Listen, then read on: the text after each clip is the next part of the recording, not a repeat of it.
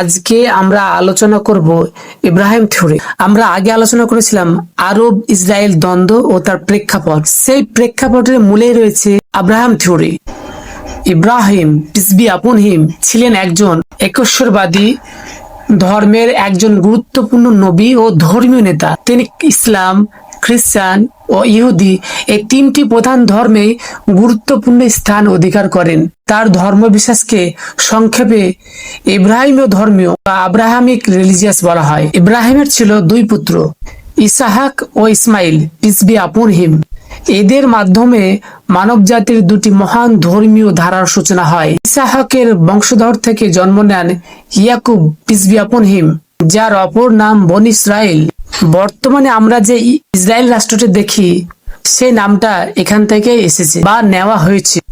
ইয়াকুবের 12 জন সন্তান ছিলেন, তার মধ্যে একজন ছিলেন ইয়াহুদা। সেই ইয়াহুদা নাম থেকে এসেছে বর্তমানে ইহুদি নামটি।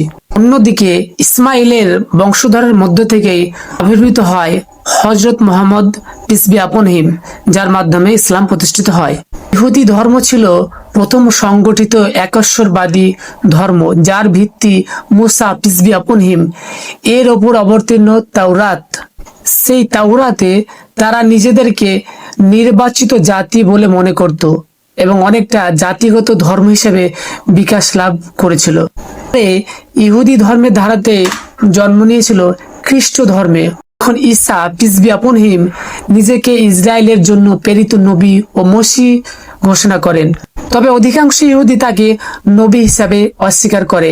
খ্রিস্টানরা বিশ্বাস করে ঈসাই মানবজাতির পাপের জন্য আত্মবলিদান দিয়েছেন।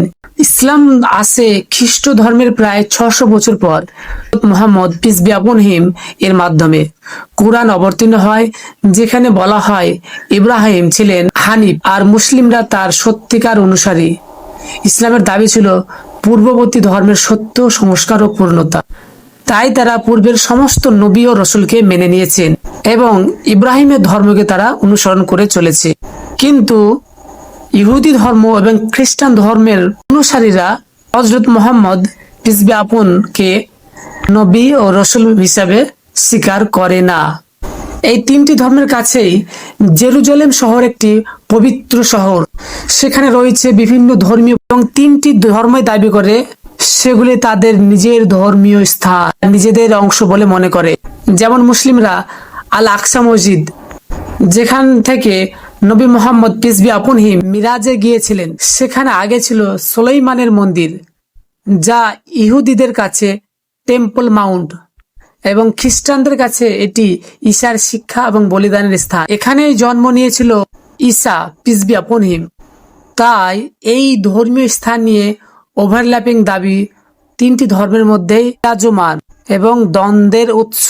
ইহুদিরা তাদের পুরনো রাজ্য পুনর্গঠন ও পবিত্র ভূমিতে আধিপত্য প্রতিষ্ঠা করতে চায়, যা 1948 সালে ইসরায়েল রাষ্ট্র প্রতিষ্ঠার মাধ্যমে বাস্তবায়িত হয়।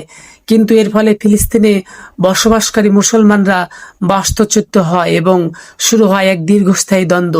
খ্রিস্টানরা তুলনামূলকভাবে মধ্যবর্তী অবস্থানে থাকলেও ঐতিহাসিক ক্রুসেড সহ তাদের ভূমিকাও বিভিন্ন সময়ে দ্বন্দ্বের কারণ হয়েছে। শেষে বলা যায়, ইহুদি, খ্রিস্টান ও ইসলাম তিনটি এক ঈশ্বরে বিশ্বাস করে, ইব্রাহিমকে পিতৃপুরুষ বলে মনে করে। তিনটি ধর্মই মূলত এক স্রষ্টা, ন্যায় ও মানব কল্যাণ এর ধারক। কিন্তু রাজনৈতিক, জাতিগত, ধর্মীয় ব্যাখ্যার পার্থক্য, ঐতিহাসিক দখলদারি ও ধর্মীয় স্থান নিয়ে প্রতিদ্বন্দ্বিতা আজ তাদের মাঝে বিভাজনের রেখা টেনেছে। তবু তিনটি ধর্মের মূল ভিত্তিতে শান্তি, ন্যায় ও মানবিকতা থাকা সত্ত্বেও ভুল ব্যাখ্যা ও দখলবাদী মানসিকতা একে অপরের সংঘর্ষের দিকে ঠেলে দিয়েছে। বর্তমান বিশ্বে শান্তিপূর্ণ সহাবস্থানের জন্য ইব্রাহিমের চেতনা, একশ্বরবাদ, আত্মত্যাগ এবং ন্যায় করা একান্ত প্রয়োজন।